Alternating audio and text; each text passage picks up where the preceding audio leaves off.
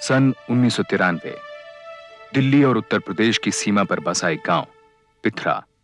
पिथरा गांव की परंपरागत मूल्यों वाली जिंदगी में शहरी हवा पहुंच चुकी है।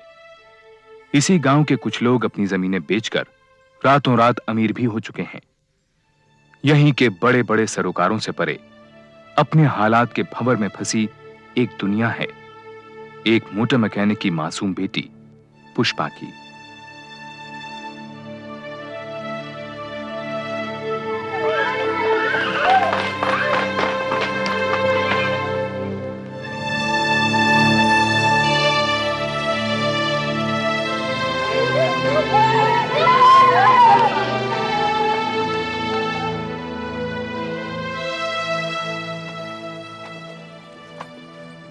पुष्पा। हाँ बापू। ये क्या है? बापू आमिर खान। वो तो मुझे भी दिखाई दे रहा है, लेकिन जब मैंने कहा था कि ये हीरो हीरोइनों की फोटो मुझे अपने घर की दीवारों पर नहीं दिखाई देनी चाहिए, तो तेरी हिम्मत कैसी हुई? बापू आज गलती हो गई, बस आगे से नहीं होगा। कान खोल के सुन ले, अगर ऐसा शौक पालना है ना तो जमीन में गाड़ दूंगा। जा टिफिन ले आ। खड़ी क्या? जा टिफिन ले क्या? बापू खाना नहीं बना। क्यों? वो कोयला नहीं था ना। तो ला नहीं सकती थी? वो आपसे रात को बोला तो था, लेकिन अब नशे में थे। अरे जबान चलाती है, पहाड़ भर की हो गई लौंडिया, लेकिन कोई सुख नहीं। मेरी तो जिंदगी नरक होके रह गई है।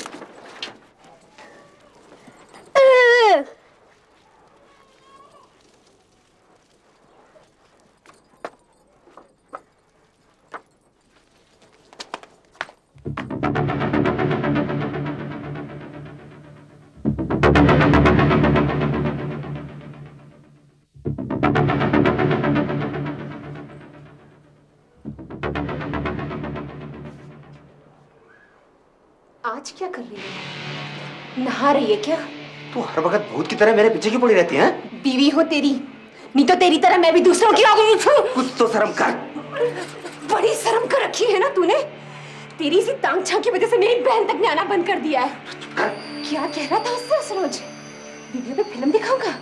दिखा लाए फिल्म।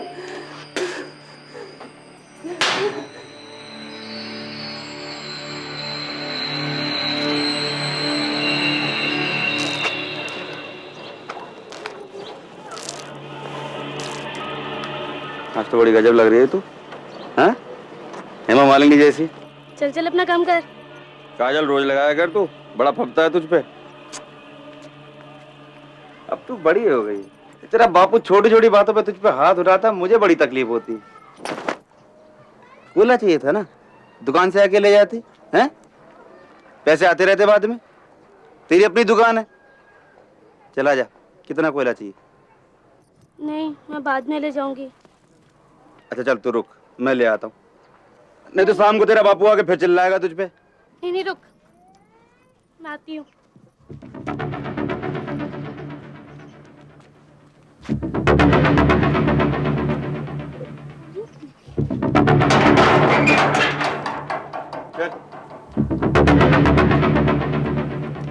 जा वहां से भर ले कोयला।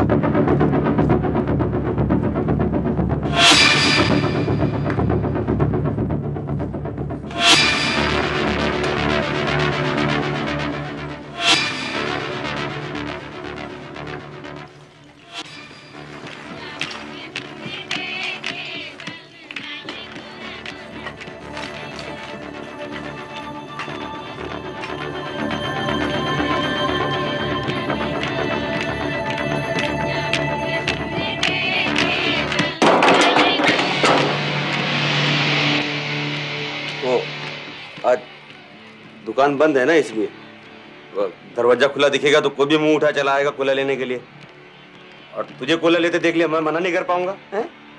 भर ले, रुक क्यों गई?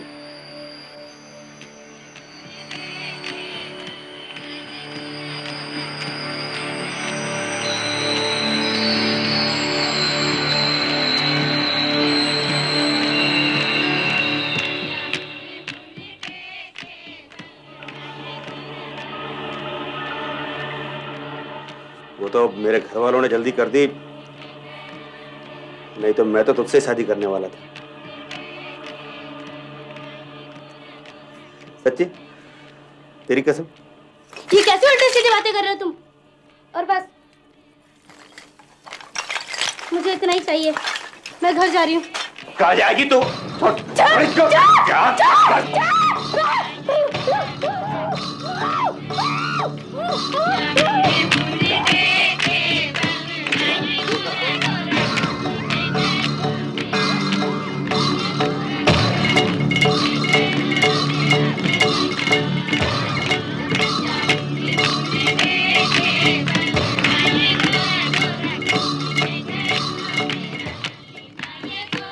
अजी सुनते हो? मैं अम्मा जी के साथ डिस्पेंसरी जा रही हूँ। ये बाजे की आवाज तो धीरे कर दो। सुन लिया क्या? डॉक्टरनी के यहाँ जा रही हूँ मैं।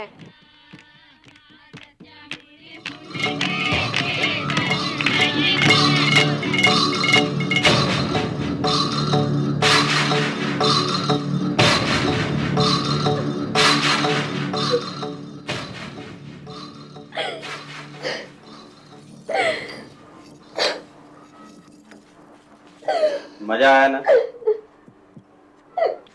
चल जा अब। और सुन, किसी को इस बात का पता नहीं चलना चाहिए। मुझे तो कोई फर्क नहीं पड़ेगा, तेरा बाप तुझे मार डालेगा। पर अगर तूने अपने बाप को बताई और वो मुझ पे चौड़ा हुआ तो दोनों को काट के फेंक दूंगा मैं, समझी? जा। और जब जब इशारा करूं चली आया कर, पूरी औरत बना दूंगा तुझे।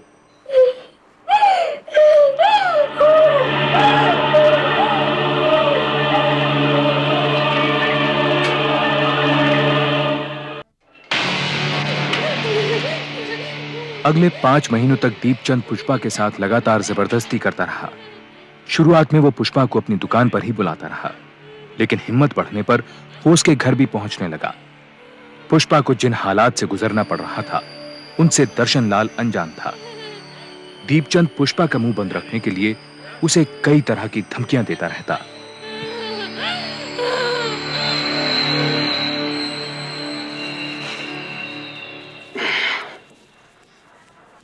ठीक तो हो जा, तेरा बापू आ जाएगा। आजकल मुझे उल्टी होती है, जैसा ही होता है। अभी उम्र कम है ना, इसलिए थोड़ी बड़ी हो जा, तुझे भी अच्छा लगेगा ये खेल। खुश होकर किया कर, बड़ा मजा आता है। औरत का काम क्या होता है? खाना, बर्तन, अपने आदमी को खुश करना है? अब बहुत हो गया।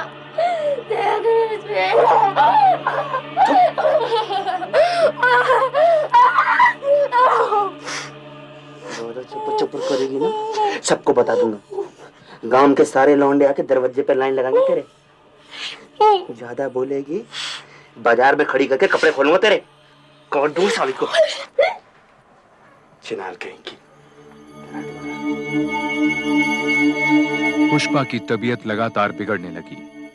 घर के कामकाज और पुष्पा की देखभाल के लिए दर्शनलाल ने पड़ोस के गांव में रहने वाली अपनी बहन को बुलवा लिया। इसी दौरान दर्शनलाल को काम के सिलसिले में शहर जाना पड़ा।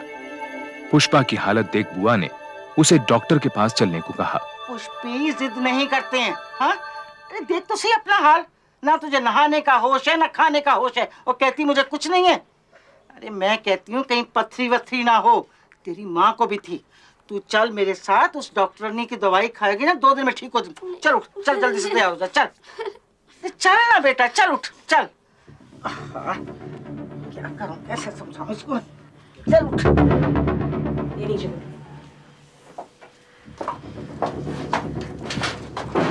इसके पेट में बच्चा है। ये क्या कह रहे हैं डॉक्टर साहब आप? पुष्पी तो भी खुद ही बच्ची है। बच्ची है पर 14 साल की। इसके पेट में 5 महीने का बच्चा है। मैं कुछ टॉनिक लिख देती हूँ। डॉक्टर साहब आप एक बार फिर से चेक कर लीजिए, नहीं तो आप कहें तो मैं एक्सरे करवा लाती हूँ। ये मेरा रोज का काम है, कभी कोई मिस्टेक नहीं हुई। आपकी भतीजी माँ बनने वाली है। डॉक्टर साहब ये बच्चा गिरा दीजिए, नहीं तो मुसीबत आ जाएगी। तुम्हारा दिमाग तो नहीं फिर गया? 5 महीने के बच्चे को गिराने का मतलब है माँ और बच्चे दोनों की जान लेना। नेक्स्ट। हे भगवान, अब हम क्या करेंगे? ये तुम्हें इतनी कम उम्र में इसकी शादी कराने से पहले सोचना था। ये लो। डॉक्टर साहब, इसकी शादी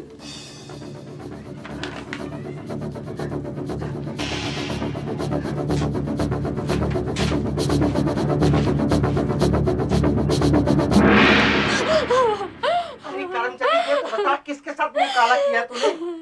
अरे मैंने तो दर्शन को कितनी बार कहा कि इस लड़की को मेरे पास छोड़ दे, मेरी नजरों में रहेगी, पर उसने मेरी एक नहीं सुनी। अब भुगतो ही जन्म भर इस कलंक को। अरे 4 बिरादरी वाले थू थू करेंगे हमारे पे। अरे हमारे घर की लड़की कौन लेगा? 5 महीने का पाप पड़ना इसके पेट में। मैं क्या करूं? कैसे छुटकारा पाएंगे इससे हम? अरे अब तो बता, किसने किया ये पाप? कौन है वो? दीपचंद। दीपचंद? अपना कोले का टाल वाला दीपचंद? अरे कर्मचारी, तू इसके जाल में कैसे फंस गई? तो लफंगा है, लफंगा।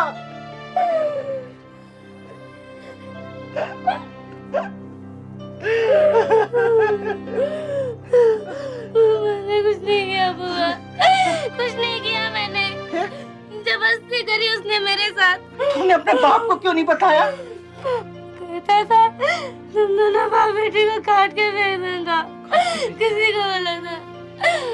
बहुत गंदी होना, बहुत गंदी होना। मैं मार मुझे, मार दे बुआ, मुझे जहर दे दे, मुझे मार दे, मुझे जहर। पुष्पी, जहर तू नहीं खाएगी, जहर वो खाएगा। ओके, हमारे घर की इज्जत बर्बाद कर दी। अरे कीड़े पड़ेंगे तुम्हें, कीड़े सारे खानदान को पड़ेंगे। अरे ऊपर वाला सब कुछ देख रहा है। अरे अंदर मुंह छुपा के क्यों बैठा है? बाहर आके देख लूंगी तुम्हें, हमारे घर को बर्बाद कर देंगे। देखना, अब कुछ ही दिनों में ना तेरी जैसी शकल के बहुत सारे बच्चे गांव में खेलते नजर आएंगे। ज्यादा बकवास मत कर, 1 लाख पड़ेगी, होश ठिकाने आ जाएंगे। और अच्छा साली जबान बंद रख ही नहीं सकती है। कचर कचर कचर कचर।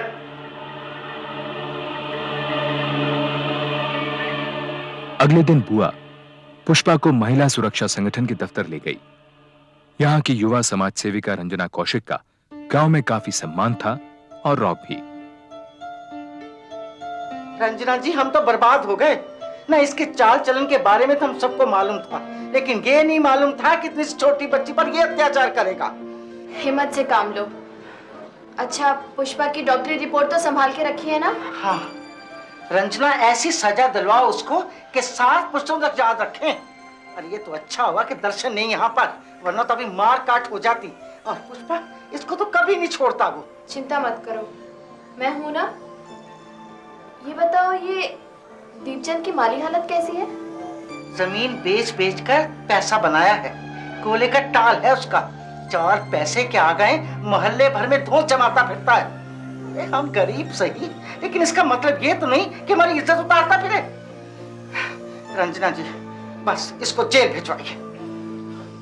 सजा देने के तो और भी कई तरीके हैं, बस जैसा मैं कहती हूँ वैसा ही करो। जी। पुष्पा की दर्दनाक कहानी सुनने के बाद रंजना अगले 2 दिनों में दीपचंद और उसकी मां से अलग अलग मिली। इन मुलाकातों का मकसद था इन दोनों का पक्ष जानना और इनकी मनस्थिति समझना। पिथरा गांव का सरपंच ऊंची पहुंच वाले दीपचंद से कोई झगड़ा मोल नहीं लेना चाहता था। उसने इस मामले में पढ़ने से इनकार कर दिया, लेकिन रंजना के काफी समझाने के बाद दीपचंद और उसकी मां पुष्पा की बुआ से मिलने के लिए तैयार हो गए। दर्शन लाल अभी भी इस पूरे घटनाक्रम से अनजान था। हमारे लड़के पर उंगली उठाने से पहले अपने घर में देख लिया होता पुष्पा की बुआ। इसकी उम्र में तो हम लोग घर से कदम बाहर नहीं निकालते थे। शादी से पहले पराये मर्द को कभी देखा तक नहीं था आंख उठाकर। और ये हर आदमी के साथ हंसी मजाक करती रहती है। बिंदी क्या, काजल क्या, नैन पालिश क्या, 1000 तरह के तो फैशन सीख रखे हैं इसने। ये तो बचपन के शौक हुआ करते हैं, तुम्हारे हमारे जमाने की बात और थी। वही तो कह रही हूँ, शौक शौक में सो गई होगी किसी के साथ। किसी और के साथ नहीं, तुम्हारे दीपचंद के साथ। इसी ने जबरदस्ती की इसके साथ। अरे गलास मंगा के बुलाता रहा उसको अपने पास बार बार। ये इसकी गोद में इसी का बच्चा है। फिर वही बात तुमने कही और मैंने मान ली। क्यों रे पुष्पा, साफ साफ बता, ये बच्चा तेरे पेट में किसका है? अरे इससे क्यों पूछ रही हो? अपने लड़के से पूछो। अरे बच्चा रोकने की दवाइयां लाकर देता रहा इसको। इसी का बच्चा पल रहा है इसकी गोद में। देख पुष्पा की बुआ, बहुत सुन ली मैंने तेरी, मेरा मुंह मत खुलवा। तू समझती है कि मैं पुष्पा को अपने घर में रख लूंगी? तो भूल जा। देखिए चुप हो जाइए क्या आप। चुप हो जाइए? अम्मा मैंने तो पहले ही मना करी थी, मत बुलाओ इन कंगलों को। हमारे रुपए पैसे पर नजर है इनके। अम्मा क्या बताऊं, बहुतों के साथ नैन मटक के कर चुकी है ये। इसके यारों की गिनती करने बैठो तो सुबह से शाम हो जाए, उसी में से किसी यार की औलाद होगी है। अरे क्यों हमारी इज्जत पर कीचड़ उछालने पर लगे हो? अरे क्यों इसकी जिंदगी बर्बाद कर दी तुमने? हैं? अरे सारा गांव जानता है तुम्हें। क्या जानता है? बोल, क्या जानता है? अरे तेरी तो औरत भी तुझे जानती है, तेरे करतूतों को। तूने तो अपने घर की नौकरानी तक को नहीं छोड़ा। तो राक्षस है, राक्षस। अरे पुष्पी के पेट में तेरी गंदगी पल रही है। अरे तो साबित करना, यहाँ क्यों तमाशा खड़ा कर रही है? बुला पुलिस को, खड़ा कर मुझे कचहरी में। अब ज्यादा बोले तो जवान क्या चलूंगा तेरी। चलो यहाँ से, उठ, निकल यहाँ से। देख लूंगी तुझे दीपचंद, मेरे भाई दर्शन को आने दे, फिर देख लेंगे तुझे। क्या क्या देख लेगी? निकल यहाँ से। जा जा, हाँ जा, देख लूंगी क्या देख लेना। अरे भगवान को पेगा तुझे, तू समझ गया ना?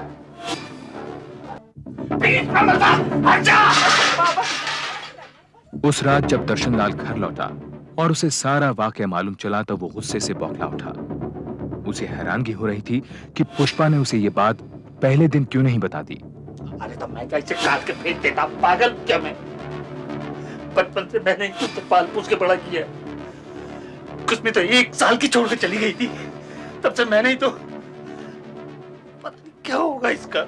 तो रंजना बहन के साथ दीपचंद के घर गई थी कि पुष्पी को अपने घर बिठा ले, शादी कर ले इससे। पर उसने तुमको धक्के मार के बाहर निकाल दिया है ना? अरे 4 पैसे हो गए हैं तो अच्छे बुरे की नजर ही नहीं रही। क्या कह रहा था पुष्पा से? मुझे कटवा देगा। अब देखता हूं मैं, एक बार थाने होगा तो सारी अकल निकल जाएगी। कोई फायदा नहीं है। कल को वो कोई बड़ा वकील कर लेगा तो क्या करेगा तू?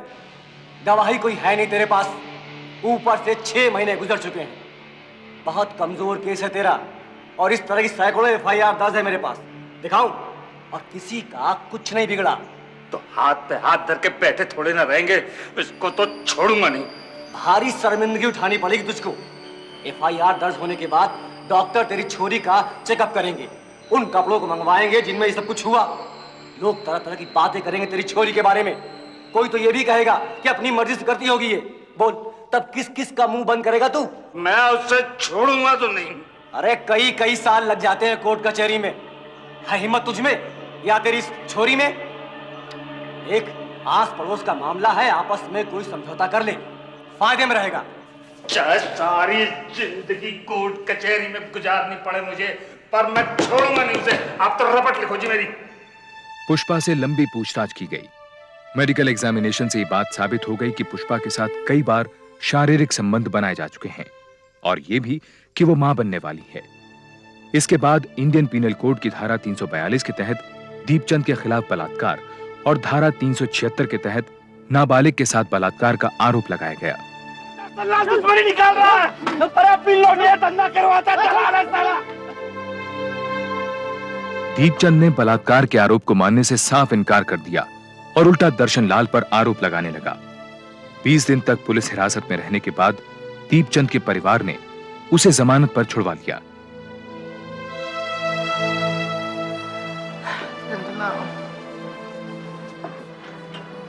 मेरे ख्याल से पुष्पा को अब रिमांड होम भेज देना चाहिए, वहाँ मामला कंट्रोल में रहेगा। रिमांड होम में तो उससे कोई बात करने वाला भी नहीं होगा, फिर वहाँ की जिंदगी भी तो बहुत मुश्किल होती है रंजना। तो यहाँ कौन सी कम मुश्किलें हैं उसके लिए? आसपास के लोग तरह तरह की बातें बना रहे हैं। रंजना, बच्चा आने वाला है, वो कैसे संभालेगी? कोई ना कोई होगा वहाँ पर। यहाँ बच्चा पैदा होगा तो और बातें बनेंगी। दर्शन, तू क्या कहता है? सुन रहे ना रंजना क्या कह रही है? बोल तू। जो करना है कर लो, मेरा माथा मत खराब करो। मैं कहीं नहीं जाऊंगी। घर का छोड़ के कहीं नहीं जाऊंगी। बुआ बापू से बोलो ना, मैं कहीं नहीं जाऊंगी, कहीं नहीं जाऊंगी, मैं कहीं नहीं जाऊंगी। पुष्पा के बार बार मना करने के बावजूद उसे जबरदस्ती रिमांड होम भेज दिया गया।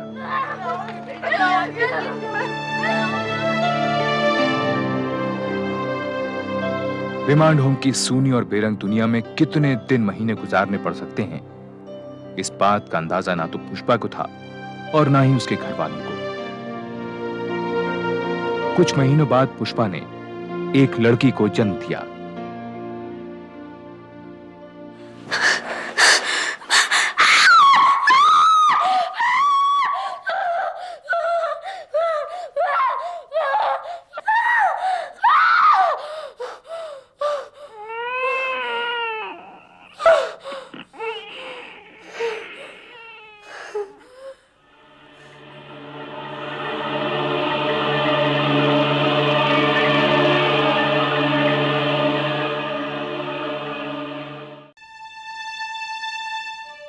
केस की सुनवाई शुरू होने तक पुष्पा बदनामी के डर से रिमांड होम में ही रही। इस बीच उसके बच्चे को एडॉप्शन के लिए भेज दिया गया। मामले को सेशन कोर्ट के सामने पहुंचने में पूरे 2 साल लग गए। दीपचंद के खिलाफ इल्जाम था कि उसने 24 जून 1993 के दिन पुष्पा के साथ बलात्कार किया और अगले 5 महीनों तक उसके साथ जबरदस्ती करता रहा। दीपचंद के मुताबिक ये आरोप झूठे थे। सरासर झूठे साहब। मेरा इस लड़की के साथ कभी कोई ताल्लुक नहीं रहा। मैं तो शादीशुदा आदमी हूं। चलो, कागज तो अब सब ठीक हो गए। अब बख्शी की जुबान बंद हो जाएगी।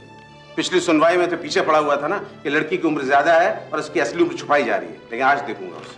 आप ही का सहारा है तिवारी जी। हाँ, आपने इसे आज के लिए तैयार तो कर दिया है ना? हम बता दिया, बयान देना है ना? सिर्फ बयान नहीं दर्शन लाल, आज मंजूरी, जिसे कोर्ट में कंसेंट कहते हैं, उस पर बहस होगी। दीपचंद का वकील इससे बहुत टेढ़े बड़े सवाल पूछेगा। दीपचंद और इसके बीच में क्या हुआ उसकी सारी डिटेल पूछ सकता है। कैसे पूछेगा? मैं उसका मुंह नहीं तोड़ दूंगा। दर्शन लाल, अपने आप को काबू में रखो। केस को बिगाड़ देना चाहते हो, और वैसे भी तुम्हें अंदर आने की इजाजत नहीं मिलेगी। लड़के लड़की और इन दोनों के वकीलों के अलावा कोर्ट में आज कोई भी नहीं होगा, समझे?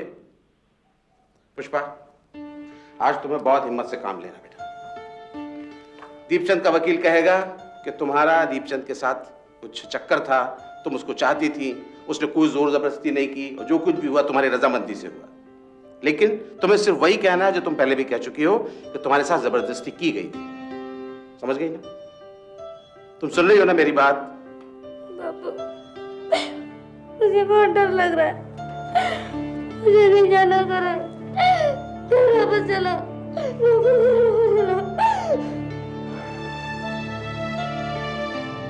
डरने की क्या बात है? मैं तो रहूंगा ना वहां पर। लेकर आइए इसे। कोर्ट इन सर्टिफिकेट से सेटिस्फाइड है। आप पुष्पा से सवाल पूछिए।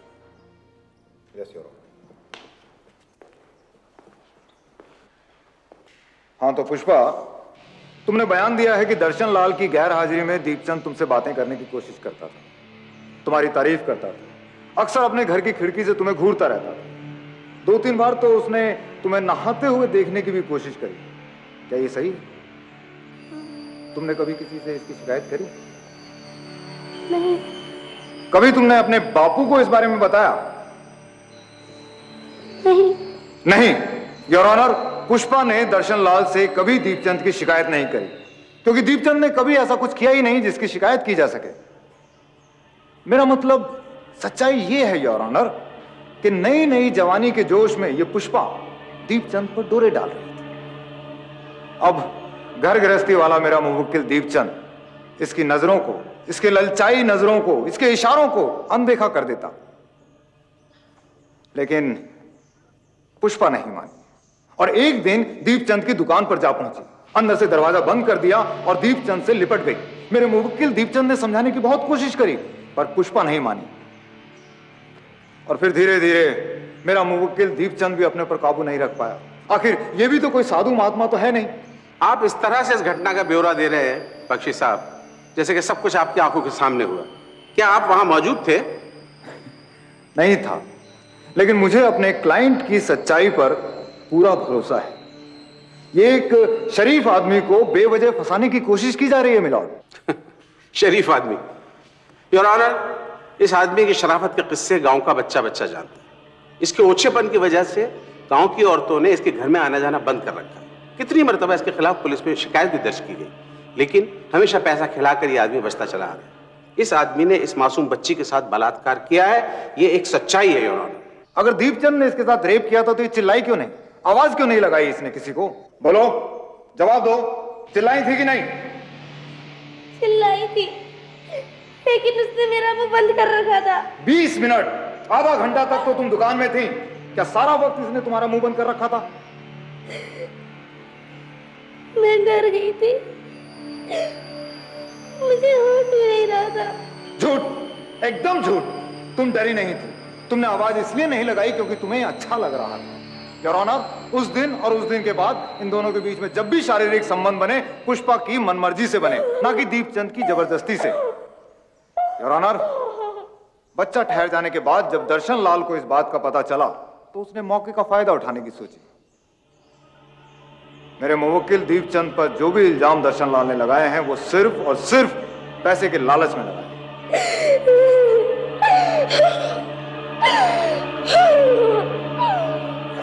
बच्ची इस हालत में नहीं है कि और गवाही दे सके, इसलिए इसे कोर्ट से बाहर ले जाइए। कोर्ट की कार्रवाई अगली तारीख तक के लिए मुलतवी की जाती है। अरे चाचा, एक बार नहीं 1000 बार कहूंगा, अपनी लौंडिया की दलाली चाह रहा है तो लौंडिया के दलाल है अपना। ये सवाल के बाद में मिजाज कर दो।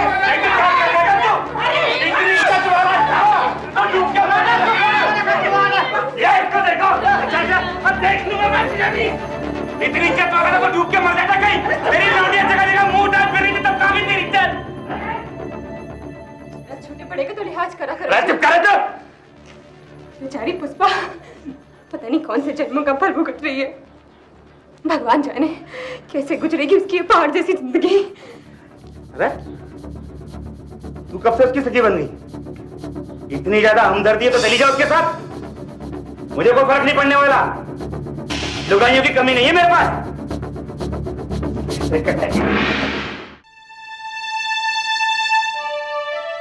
रिमांड होम की सूनी बेरुखी जिंदगी से तंग आकर आखिरकार पुष्पा ने वापस अपने गांव पिथरा लौटने की हिम्मत बांधी।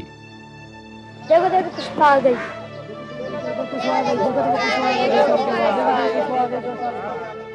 पुष्पा को लेकर गांव वालों का रवैया अब भी काफी कड़वा था। हादसे के 2.5 साल बाद भी पुष्पा और दीपचंद का किस्सा लोगों की जुबान पर था। वो वाली दिखाना जरा। हाँ, ये वाला, ये लाल वाला। ये कैसे दी? 14 रुपए दर्जन। 14 रुपए? 14 रुपए तो बहुत महंगी है। नहीं, ये पीली वाली दिखाओ। ले लो बहन जी, आपके हाथ में बहुत फूबेंगी, देखो कितना अच्छा लग रहा है। नहीं, 14 रुपए बहुत महंगी है।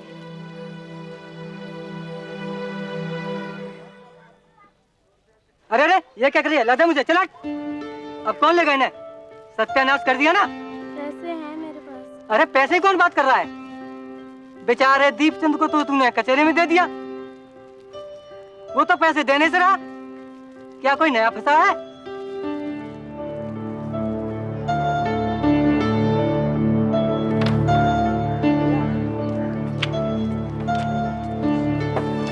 ए पुष्पा, पुष्पा, मन खराब मत कर अपना। इनकी बातें सुनने की आदत डाल ले, नहीं तो जिंदगी नहीं कटने वाली तेरी। ये ले, यही चूड़ियां चाहिए थी ना तुझे? अच्छा, अब मैं चलती हूँ। हाँ,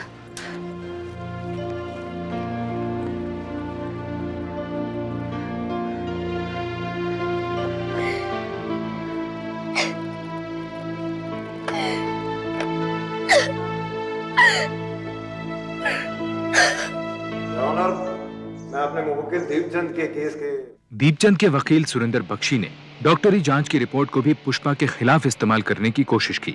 मेरी जांच के अकॉर्डिंग ये लड़की सेक्स की आदी रही है और ये इंफॉर्मेशन मेरी मेडिकल रिपोर्ट में भी मौजूद है। डॉक्टर निगम, क्या इस जांच से यह भी पता लगाया जा सकता है कि लड़की के संबंध, शारीरिक संबंध, एक ही आदमी के साथ रहे? नो मिस्टर बख्शी, एक या दो या ज्यादा, ये कहना इम्पॉसिबल होगा। योर ऑनर, डिफेंस के लॉयर बार बार ये साबित करने की कोशिश कर रहे हैं कि पुष्पा के एक से अधिक पुरुषों के साथ संबंध रहे, लेकिन अपनी तमाम कोशिशों के बावजूद वो इस कोर्ट में एक भी ऐसा आदमी पेश नहीं कर सके हैं जिसके पुष्पा से किसी भी तरह के कोई संबंध रहे। डॉक्टर निगम, एक बात और बताइए, एक बालिग औरत के मुकाबले एक 14 वर्ष की बच्ची का सेक्सुअल एक्टिविटी में इन्वॉल्व होना कितना पेनफुल हो सकता है? बहुत पेनफुल हो सकता है, और फर्स्ट टाइम तो और भी ज्यादा पेनफुल होता है। और इस उम्र की लड़की के साथ अगर जबरदस्ती की जाए तो वो खतरनाक भी है।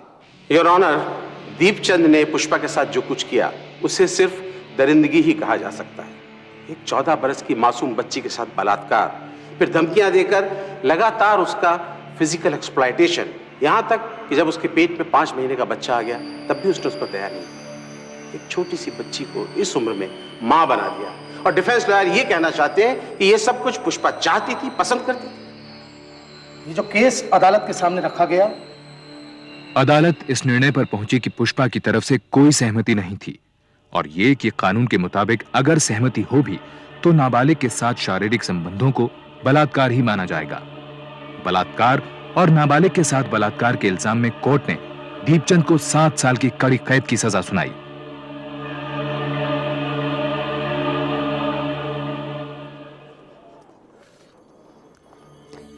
निकल गई सारी हेकड़ी, परसों सड़ेगा जेल में। भैया बहुत पैसे खिलाए इसने, ऊपर नीचे सब जगह। 3-4 लाख तो वकीलों को ही खिला दिए होंगे, पर बचा नहीं। बचा नहीं। अरे मैंने भी कसम खा रखी थी, छोड़ूंगा नहीं साले को। बात पैसे की हेकड़ी दिखाता था ना, मैंने जमीन बेच दी। पुष्पा तेरे लिए मैं कंगाल हो गया। आइए गांव वाले, अब साले हंसते हो कि मैंने दामाद को जेल भेज दिया। सब पे केस कर दूंगा मैं। अरे दीपचंद की अम्मा, अब तो ठुमका लगा के नाच ले। अरे मिठाई खिला, तेरे लाल ने तेरा नाम रोशन कर दिया।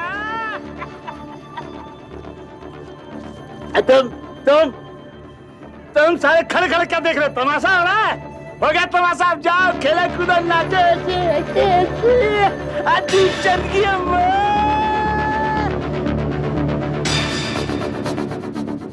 बात हुई थी वहां पर? नहीं, ऐसा कुछ नहीं हुआ। चल 10 कतले दे दे कागज। दीपचंद ने सेशन कोर्ट के फैसले के खिलाफ हाई कोर्ट में अपील कर दी। अब कोर्ट कचहरी की भागदौड़ सुनीता की जिम्मेदारी थी। उससे क्या मेरा दम घुट रहा, साले एक से एक चोट के धरे पड़े हैं यहाँ पर। तो तू कौन सा किसी से कम है? क्या बकवास कर रही? क्या गलत कहा है मैंने? पुष्पा जैसी कम उम्र की लड़की के साथ मुंह काला किया तूने। जो मुझसे पूछ तो तू चोट डकैतों से भी क्या गुजरा है? मरद हूँ तेरा मैं। ना मरद है तू, ना मरद। जो मर्द होता तो अपनी इज्जत का ख्याल रखता। पूरे गांव में जात बिरादरी तक में बात फैल चुकी है, किसी से भी आंख मिलाते शर्म आती है। अरे इतनी शर्म आ रही है तो जाके डूब मार कहीं पे, फांसी लगा ले, मेरा पीछा छोड़। वो भी कर लेती, पर छोटे छोटे बच्चे हैं मेरे, उन्हीं की खातिर जिंदा हूँ। उन्हीं के कारण कोर्ट कचहरी में चक्कर काटती फिरती हूँ। तेरा क्या विश्वास? तू तो यहाँ बैठा रोटियां तोड़ेगा और वो बाहर भूखों मरेंगे।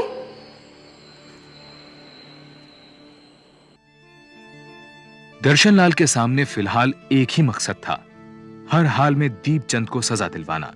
दूसरी ओर बुआ पुष्पा की उजड़ी हुई जिंदगी को फिर से संवारने की कोशिश कर रही थी।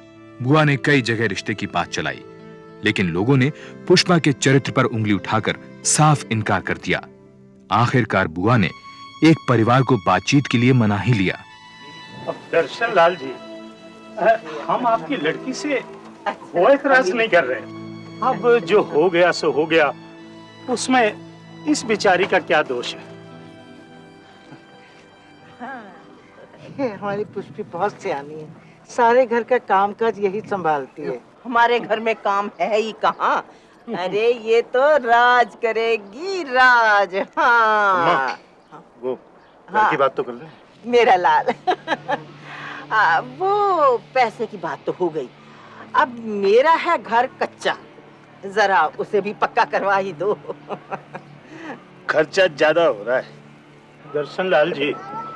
आजकल छोटी मोटी शादी में भी 5-10 लाख तो लग जाता है। हम कोई आपसे ज्यादा तो नहीं मांग रहे। अजी 51,000 रुपया टीका करने को लोग तैयार बैठे हैं। ये तो पुष्पा की बुआ के कहने की वजह से हम लोग आ गए। और फिर तुम्हारी लड़की कुंवारी भी तो नहीं है, बच्चा भी तो जन चुकी है, सारा जहान जानता है। उधर दीपचंद के हाईकोर्ट में अपील करने के बाद तिवारी को लगा कि केस लंबा खिंच सकता है। केस को मुकाम तक पहुंचाने का तिवारी को एक ही रास्ता नजर आ रहा था। वो इस बारे में बात करने के लिए दर्शन लाल के घर जा पहुंचे। पुष्पा चलिए।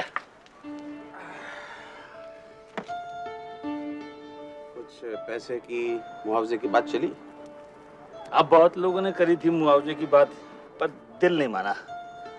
गरीब जरूर हैं, पर अपनी इज्जत आबरू की कीमत नहीं लगाएंगे। एक बात ठंडे दिमाग से सोचो दर्शन लाल, मुआवजा लेने में कोई बुराई नहीं है।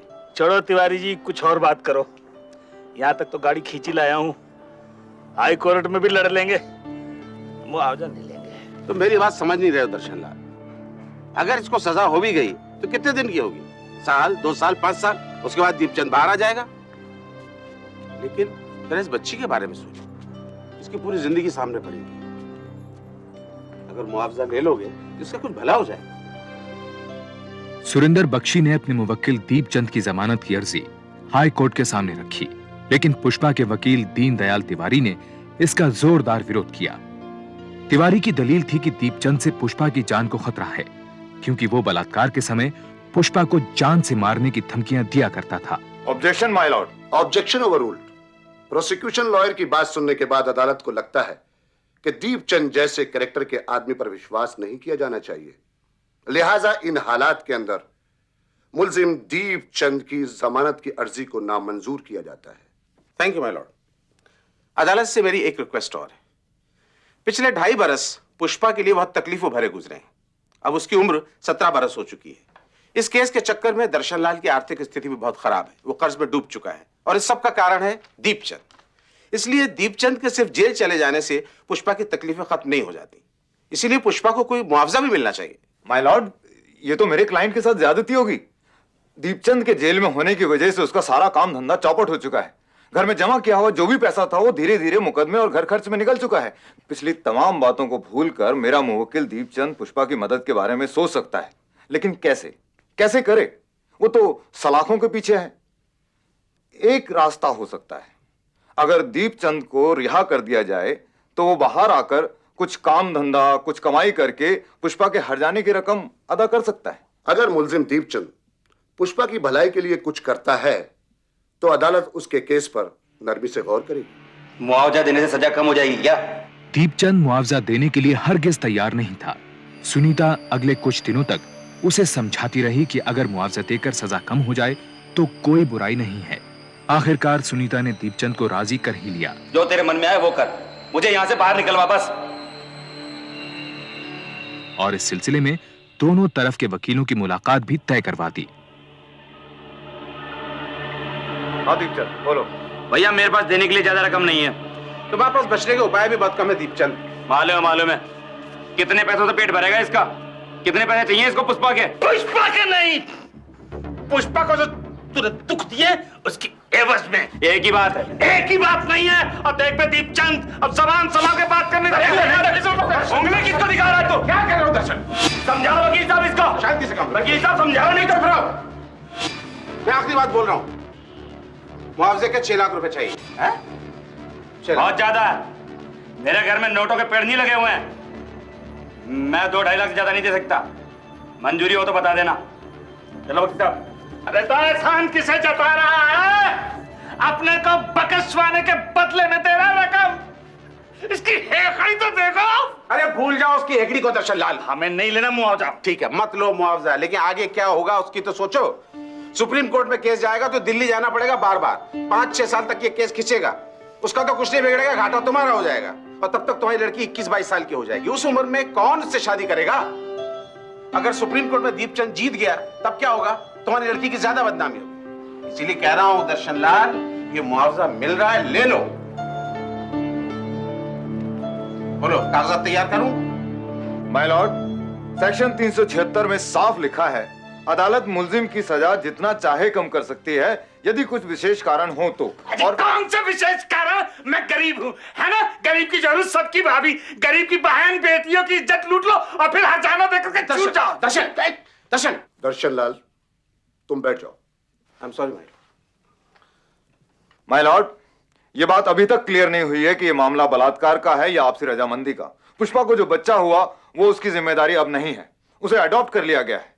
घर में पुष्पा और दर्शन लाल 2 ही मेंबर हैं और इनकी जरूरतों के हिसाब से मेरे ख्याल से 2-2.5 लाख रुपए का कंपनसेशन काफी रहेगा। माय लॉर्ड, सेशन कोर्ट में ये बात साबित की जा चुकी है कि ये मामला रेप का है और माइनर रेप का। इसलिए मिस्टर बख्शी कैसे कह सकते हैं कि मामला अभी क्लियर नहीं है?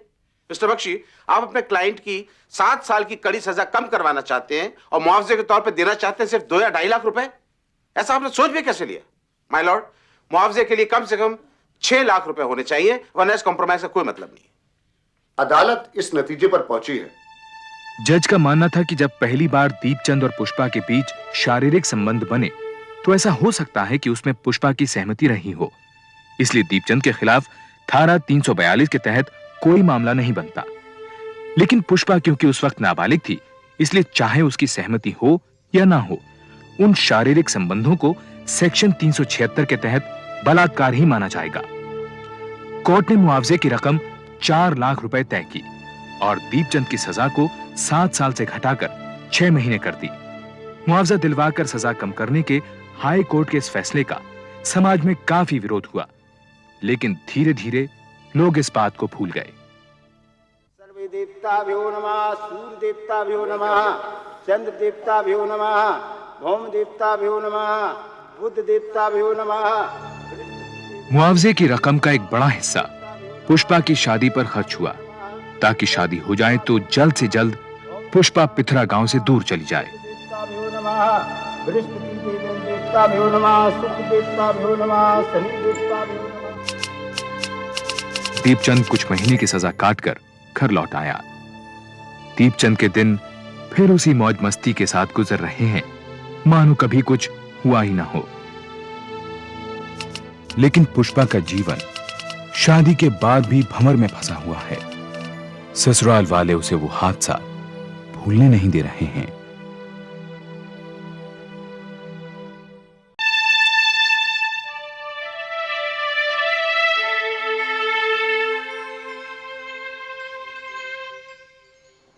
मैं सच कह रहा हूँ सुंदरी, कुछ नहीं बदला है। और बदलने को बाकी क्या नहीं दूँ? मैं अब भी तेरा हूँ सुंदरी, तू अब भी मेरी है। हाथ छोड़ मेरा। मैं अपने दिल की कसम खाकर बोलता हूँ सुंदरी, मैं तेरे बिना नहीं रह सकता। जा, वहीं जा और मरने दे मुझे मेरे हाल पे। मैं कहीं नहीं जा रहा तुझे छोड़कर, मैं तेरे बिना अधूरा हूँ सुंदरी। ओह, तो सुन ले, तू यहीं आएगा मुझसे मिलने रोज रात को, और नैनीताल मैं भी चलूंगी। मैं तुझसे मिलने आऊंगा, जरूर आऊंगा, हमें कोई जुदा नहीं कर सकता सुंदरी, मगर नैनीताल। क्यों? पानी फिर गया सारे प्यार पे साले। सुंदरी जा, तू क्या निभाएगा वादा? मैं जा रही हूँ। सुंदरी, तू कहीं नहीं जाएगी, तू जो कहेगी मैं करूंगा। तू मेरी जान है सुंदरी, मैं तेरे बिना नहीं जी सकता सुंदरी। कन्हैया, मैं तेरे बिना नहीं जी सकता।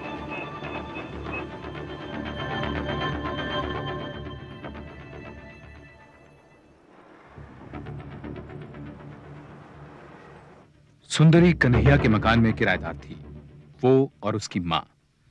मकान की छत सुंदरी और कन्हैया का रोजाना का मिलन स्थल थी, मगर वो रात और रातों से थोड़ी अलग थी। तो आज भी नहीं माना? अब जाने दो ना जी, कल बात कर लेना। अरे कल कल करते करते बात यहाँ तक कान पहुंची है। ये बोलो ना, सारे मोहल्ले को जगाना है क्या? क्यों बाप बेटा थू थू करवाने पर तो ले, कल बात कर लेना। अरे कन्हैया, तुम जाओ ना अपने कमरे में।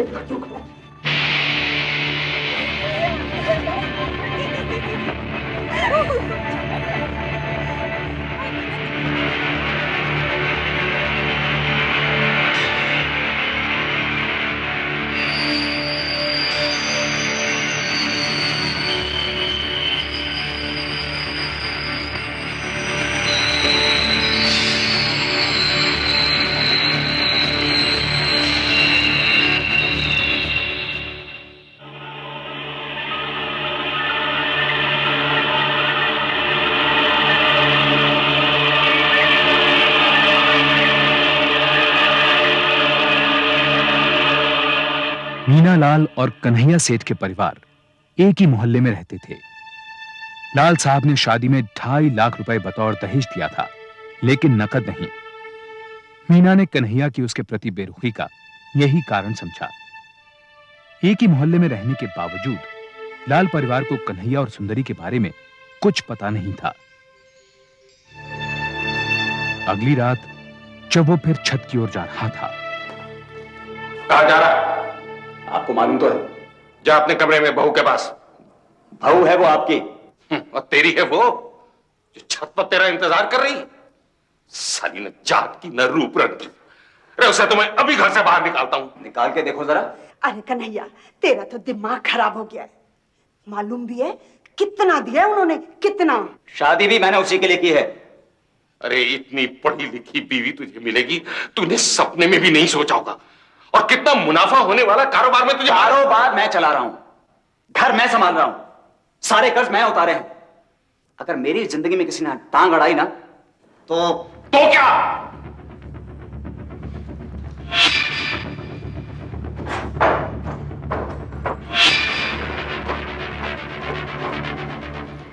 आ गया? नई नवेली बीवी के मजे ले रहा था। देख सुंदरी, अपनी जुबान को लगाम दे। वाह, एक ही दिन में आंखें बदल गई। ज्यादा पसंद आ गई क्या? देख मैं दोबारा बोल रहा हूं। अरे जा, तू क्या बोलेगा? नई औरत के मिलते ही पुरानी वाली बासी लगने लगती है। चुप साली।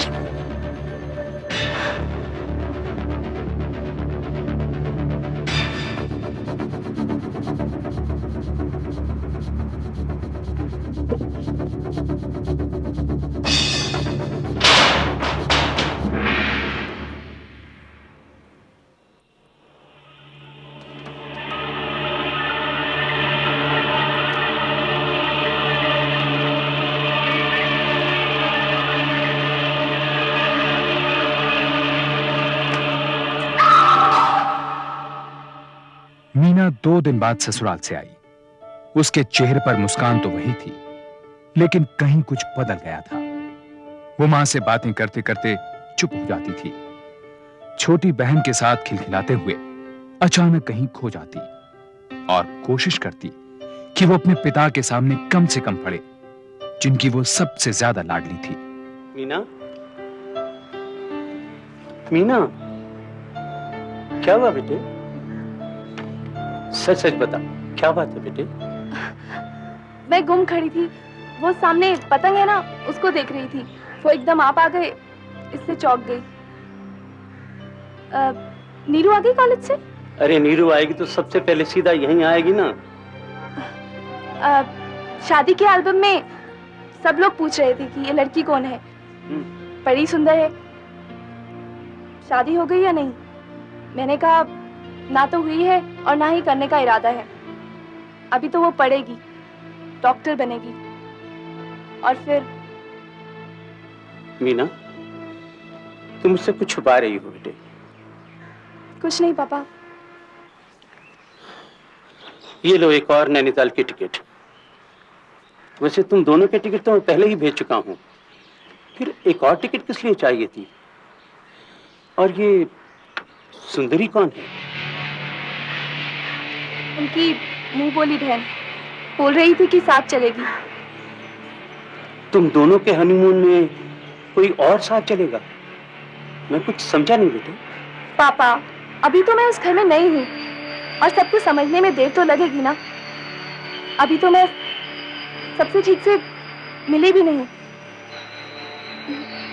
आप बेकार में चिंता कर रहे हैं, ऐसी कोई बात नहीं है। सुनिए, जरा पानी दीजिए जल्दी से, मीना को चक्कर आ रहे हैं। मीना को उसके फैमिली डॉक्टर के पास ले जाया गया। उन्होंने थकावट बताते हुए मीना को कुछ दवाइयां दी और वो वापस अपने घर आ गई। अगले दिन जब वो वापस ससुराल पहुंची तो कन्हैया दुकान पर था, सुंदरी ऑफिस गई हुई थी। मीना ने खामोशी से वो एयर टिकट अपने ससुर को दे दिया।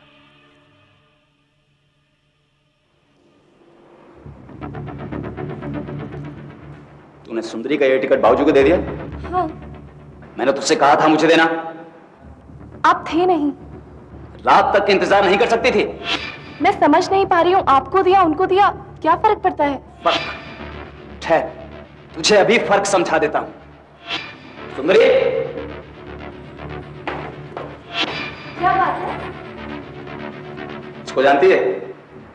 शादी में देखा था। ये सुंदरी है और हम दोनों एक दूसरे से प्यार करते हैं।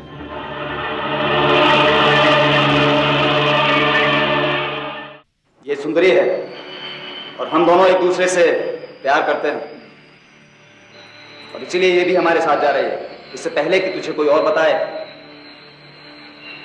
बाबूजी को ये बात मालूम है? मालूम है, सबको मालूम है।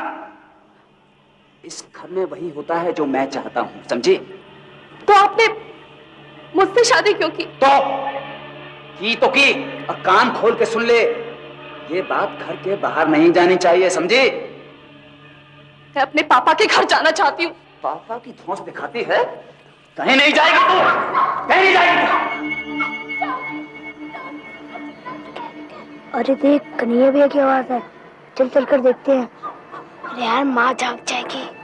बस बेटा, इतना ही दम है तेरे में, चल चल देखते हैं। आजा। चिल्ला चिल्ला के कहूंगी कि मेरे साथ क्या हुआ है। कहीं नहीं जाएगी। कन्हैया, इसका भी बंद कर। कहीं नहीं जाएगी। सुनती हो? अरे सुनती हो? मुझे तो एक भैया की आवाज लग रही है। अरे अब आप तो सो जाइए ना।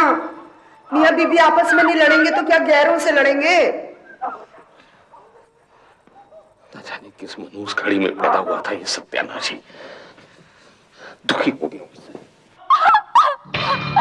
मैं जाऊंगी जाऊंगी जाऊंगी।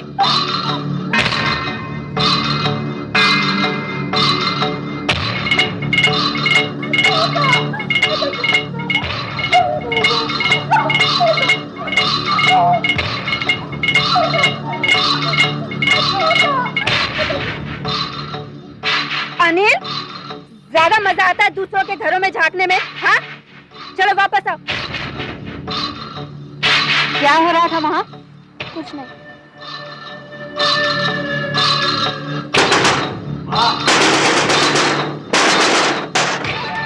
बाबूजी, मीना को कुछ हो गया है। क्या हो गया मीना? उसको दौरा जैसा कुछ पड़ रहा है और मुंह से झाग आ रहा है। अरे आप लोग आइए।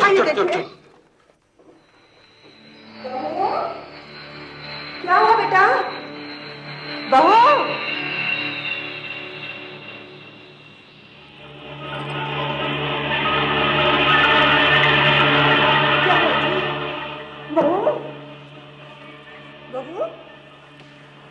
क्या हुआ? अरे मैं कह रहा था संभल जा संभल जा संभल जा। बुढ़ापे में मुंह काला करना था तो कर दिया। देख। अरे क्या कर रहे हो जी? पहले डॉक्टर को तो बुलाओ। डॉक्टर ने कुछ नहीं करना है। देख तूने क्या कर डाला, देख। मैंने क्या किया है? मैं तो करीब 12 बजे छत पर चला गया था सोने के लिए। करीब 5 बजे आंख खुली तो मच्छर काट रहे थे। मैं नीचे आया, मीना ऐसे ही सजी हुई थी, उसको दौरे पड़ रहे थे। मैं घबरा कर आप लोगों को बुलाने चला आया। सेठ ने दुनिया देखी हुई थी। बात बिगड़ने के डर से उन्होंने सबसे पहले अपने वकील को बुलवाया। उसके बाद लाल साहब के घर खबर दी गई।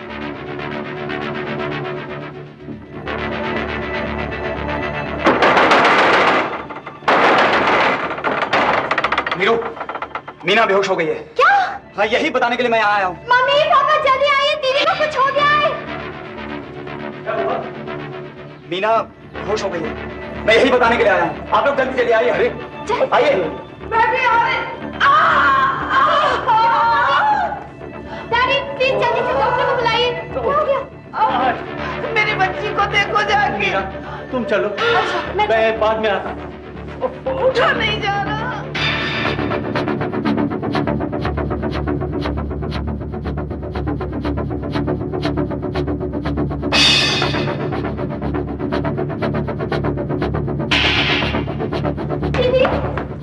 दीदी क्या हुआ? जल्दी करिए ना, अस्पताल ले जाना होगा। अरे अस्पताल का है, हमें तो लगा इससे कोई दौरा वोरा पड़ा है और क्या है। अरे आपको दिख नहीं रहा है कि क्या हालत हो रही है? दीदी, पापा,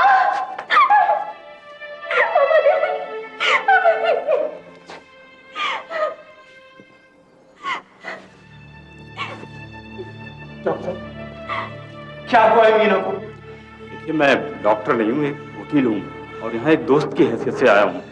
सेठ साहब, आपने अभी तक डॉक्टर तक नहीं बुलाया? मीना मर चुकी थी। लाल साहब इस बात से सख्त हैरान थे कि अभी तक मीना को अस्पताल ले जाने का इंतजाम क्यों नहीं किया गया, या डॉक्टर से पहले सेठ ने अपने वकील को क्यों बुलवाया। उन्होंने तुरंत अपने फैमिली डॉक्टर वाधवा को बुलवाया, जिन्होंने एक दिन पहले ही मीना का चेकअप किया था।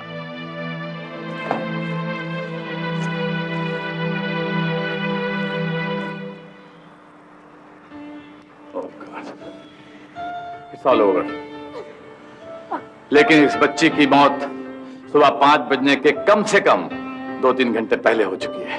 देखिए हम सच बोल रहे हैं साहब। सुबह 5 बजे जब कन्हैया छत से नीचे उतर के आया तो उस वक्त इसको दौरा पड़ रहा था। वो तो खैर पोस्टमार्टम की रिपोर्ट के बाद मालूम हो जाएगा। लाल साहब, आप पुलिस को बुलाएं। पुलिस? देखिए डॉक्टर साहब, देखिए ये हमारी घर की इज्जत का सवाल है, पुलिस की क्या जरूरत है? मेरी साली बीवी के साथ कुछ गड़बड़ हुई है ना, तो देख लेना अफसर को। अब आप जाइए, पुलिस को बुलाइए।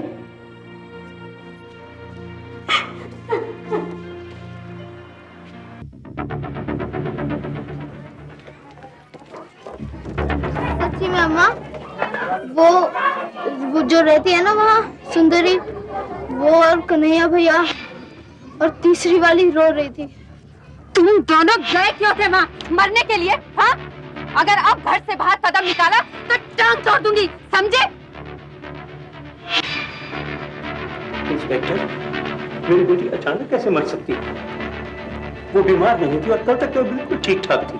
आप कहना क्या चाह रहे हैं मिस्टर लाल? मैं कुछ कहना नहीं चाहता, लेकिन मुझे लगता है इस मामले में कुछ गड़बड़ जरूर है। देखिए लाल साहब, मेरा एक्सपीरियंस ये कहता है गड़बड़ की सिर्फ 3 वजह हो सकती हैं, सर, चोरू या जमीन। यहाँ पर ऐसी कोई बात है क्या? ऐसी कोई बात नहीं है, लेकिन मैंने मीना के गले पे खरोचों के निशान देखे। अरे सेठ साहब,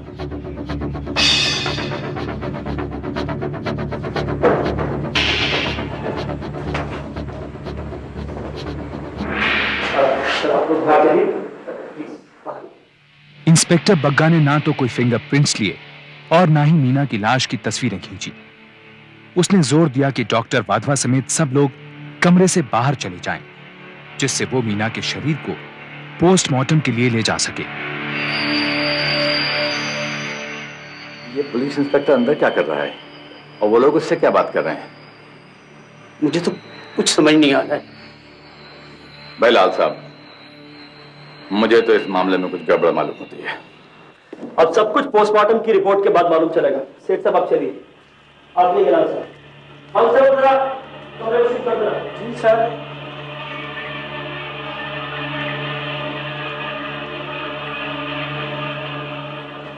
पोस्टमार्टम डॉक्टर रावत ने इस बात पर जोर दिया कि पोस्टमार्टम के पहले वो मीना की मौत वाली जगह देखना चाहेंगे, और वो भी अकेले इंस्पेक्टर के साथ। डॉक्टर वाधवा, डॉक्टर लाल और नीरू ये सुनकर हैरान हो गए, क्योंकि एक डॉक्टर का मौका वारदात को देखने पर जोर देना बहुत ही अजीब बात थी, और इससे पोस्टमार्टम के और आगे खिसकने का अंदेशा था, जबकि मीना के मौत के सिम्टम्स अभी ताजा थे।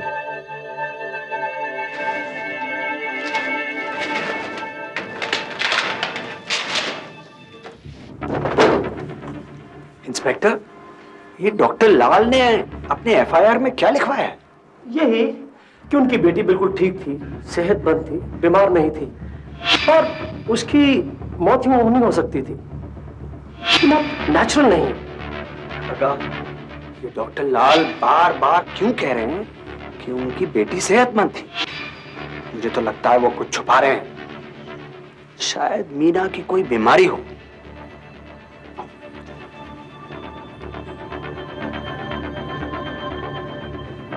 जब तक डॉक्टर रावत वापस आए और उन्होंने पोस्टमार्टम किया, तब तक शाम के 5 बज चुके थे, यानी मीना के मौत के करीब 12 घंटे बाद। और मौत के 12 घंटे बाद यह पता लगाना नामुमकिन था कि मीना की गर्दन पर खरोंचों के निशान मौत से पहले के थे या बाद के। मैंने सारी संभावनाएं देख ली, उसका पेट बिल्कुल खाली है। ये एक नेचुरल डेथ है। वो अचानक दिल के दौरे से मरी है। इसे मेडिकल लैंग्वेज में सिंकोपी कहते हैं। मनमंतर अष्टाविंशति तमे जुगे कलिजुगे कलि प्रथम चरणे। इस नई दुल्हन की रहस्य भरी यकायक मौत ने शहर में सनसनी फैला दी। सारे न्यूज़पेपर्स की हेडलाइंस में इसका जिक्र किया गया। कोई भी इस बात को हजम नहीं कर पा रहा था और सब कुछ इतना जल्दी हुआ था कि लाल साहब को कुछ भी करने का वक्त ही नहीं मिल पाया। मगर इसके साथ ही सेठ परिवार और सुंदरी से संबंधित अफवाहें भी धीरे धीरे मुंह खोलकर बाहर आने लगी थी और लाल परिवार के कानों में भी पड़ने लगी। असौ चाहते अद्य स्वर्गादि प्राप्त लोक प्राप्ति कामना अग्निदाह प्रतिज्ञा हम करी से इनके पति को आग देने के लिए बुलाइए। जाओ, मेरी बहन को तुम आग नहीं लगाओगे, नहीं दोगे तुम मेरी बहन को आग। पापा वो ठीक कहती है, तुम मीना को आग नहीं दोगे और अगर ऊपर ईश्वर है तो तुम भी नहीं बचोगे।